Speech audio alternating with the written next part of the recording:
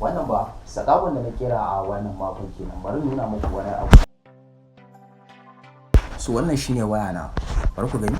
So wannan sakago ne wanda yake amfani da haske wurin bin shi ya kama, wanda idan haske yana nisa da shi zai rika waiga kamar haka yana bin shi da kallo da kai, wanda kuma na matsa da shi kamar haka za ku ga yana bin shi da tafiya kamar haka yanda kuke gani. Wow, round kenan. So kun gani. So kuma sakago ne wanda na kirkiran ma kwakwalwa ba tare da wani programming ba ko kuma wani shigar da umarni, wanda na yi amfani da wani IC ne wurin kirkiran shi, wanda za ku ga yadda na kirkiri a wannan sakagon idan kuka ci gaba da kallo.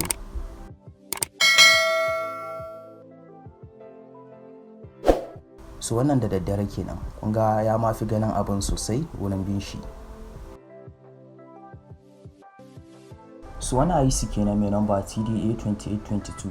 So za mu lankwasa kafafuwan shi kamar haka, wanda shine aisin da nake gaya muku na amfani da shi wurin samar ma wannan sakago da kwakwalwa. So bayan mun lankwasa za mu sami dalma a kafafuwar kamar haka. So bayan nan za mu samu tanki resistor mu connecting nashi a kafafuwan da ke ta nan gefen, sannan za mu connecting din wani tanki resistor kuma a ta nan gefen. So a nan gurin za mu haɗa kafafuwan aisin ta nan gefen kamar haka. So bayan nan za mu samu wato biredin kaza, wanda a nan ne za mu cire wato shape na kai ɗin sakagon namu. Za mu yanka shi mu kankare shi kamar haka yadda kuka ga na fitar da shape ɗin nan. So sannan za mu raba shi guda biyu. Bayan mun raba shi biyu za mu ɗauko wato ainihin soda ayon mu huda shi kamar haka. So inda za mu fitar mai da idanuwa. So za mu sa wannan roban ne saboda su samu su kama da abin da za mu sa da kyau. So wannan LDR kenan, wanda da shi ne sakagon zai rika amfani wurin gane ta inda haske yake, sannan ya rika bin shi da kallo kamar yadda na ce. Bayan nan za mu ɗauko aisin da muka yi connecting a farko sai mu sa shi a jikin kai ɗin kamar haka. So a takaice dai ina so in ce muku wannan shine wato ainihin kwakwalwan sakagon kenan muke wato samarwa. So za mu yi connecting ɗin kafafun LDR ɗin da wato aisin kamar haka, kamar dai haka inda kuka ga na yi connecting nasu. Sannan za mu samu wannan karfan rediyon ne wanda za mu samu ma sakagon namu da wato mazaunin wuya, wanda zai kasance a tsakanin kai da wato cikin sakagon namu. So za mu sa wannan karafuna. So sannan za mu yi connecting nashi da dalma saboda kama jikin karfan nan na rediyon da wannan karfan da muka sa a nan. So bayan nan za mu samu sabo moto, wato da shi ne za mu yi amfani wurin samar da irin juyawan wuyan sakagon namu. So za mu cire roban sabo din sai mu sa shi a jikin wato ainihin wannan karfan rediyon da muka ciro kamar haka yadda kuke gani ina sa shi a nan gurin. Bayan mun sa shi za mu mai da ainihin wato sabo din sai mu sa noti mu dore.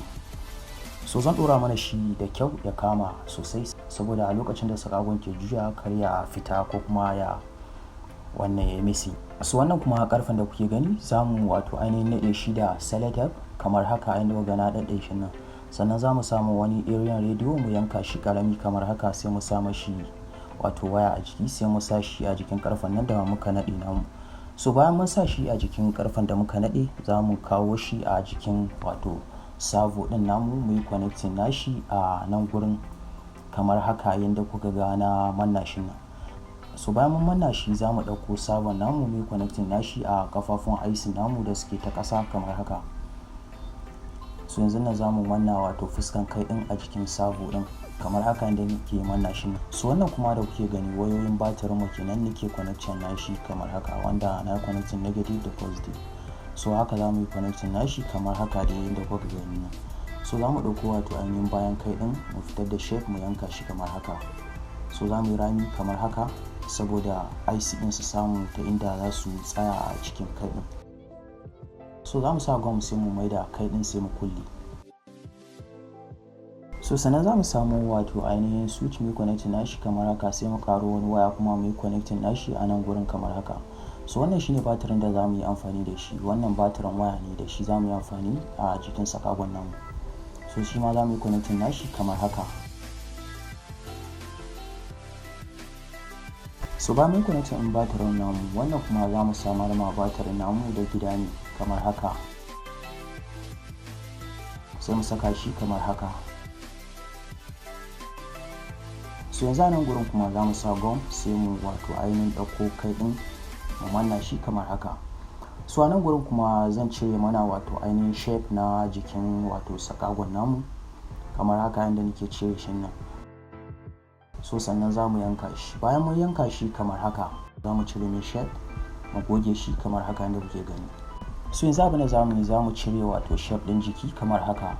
Bayan mun cire shi za mu ɗauko wato ainihin kai ɗin sai mu manna shi da jikin kamar haka yadda kuka gani a nan gurin na manna shi. So bayan mun manna shi sannan mu sa switch namu a ta bayan kai ɗin shi kamar haka. So yanzu za mu maida ainihin marfin bayan mu kulle kamar hakan ga.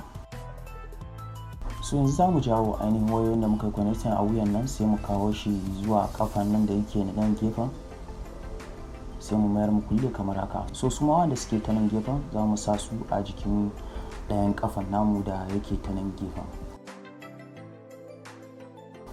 So shi ma za mu mayar mu kulle kamar haka. So bayan mun maida mun kulle, abinda za mu yi a yanzu shi ne za mu yi connecting ɗin wato ainihin kafafuwan wato robot ɗin namu kamar haka yadda kuke gani. A nan gurin ina haɗa wannan kafafuwan na robot ɗin namu. So sannan za mu huda shi kamar haka. So bayan mun huda shi kamar haka za mu samu wa'annan motocin guda biyu za mu yi amfani da shi. Wannan gearbox motor kenan. Gearbox motor na yau kuke gani suna da giyoyi a ciki wanda za su taimaka ma sakagon namu wurin tafiya ba tare da ya gaza ba ko kuma wani abu ya rike shi. So sai mu saka ainihin motocin namu a jikin wannan ramukan da muka huda kamar hakan ga yadda kuka ga na saka su nan. So za mu sa musu gum sai su kama da jikin ainihin kafan robot ɗin namu kamar haka yadda kuka na saka su nan. So wannan kuma za mu yi amfani da shi ta kamar gaban sakagon namu da kuma baya wurin taimaka ma sakagon namu wurin tafiya zuwa gaba da kuma baya ba tare da wani samun matsala ba.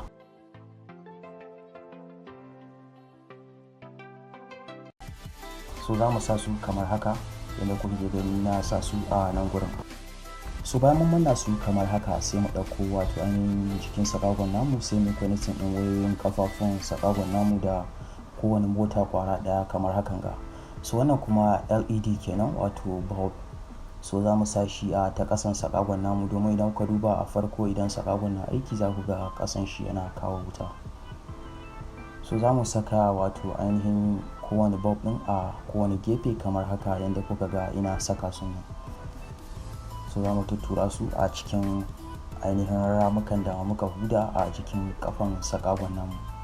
So bayan mun gama connecting LED din za mu sa gum a jikin kafafun sakagon namu sai mu manna shi a jikin wato ainihin tafin kafan robot din kamar hakan ga yanda na manna shi a nan haka.